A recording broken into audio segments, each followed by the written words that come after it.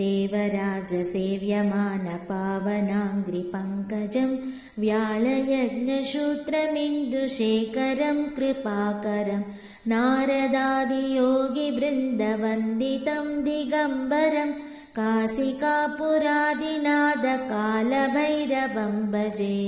भानुकोटिभास्वरं भवाब्धितारकं परं नीलकण्ठमीप्सितार्धदायकं त्रिलोचनं कालकालमम्बुजाक्षमक्षशूलमक्षरं काशिकापुरादिनाथकालभैरवं भजे।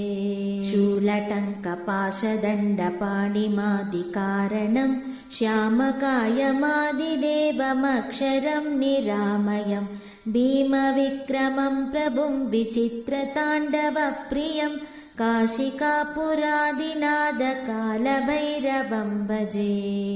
मुक्तिदायकं प्रशस्तचारुविग्रहं भक्तवत्सलं स्थितं समस्तलोकविग्रहं निक्वणन्मनोज्ञहेमकिङ्किणीलसत्कटिं काशिकापुरादिनाथकालभैरवं भजे।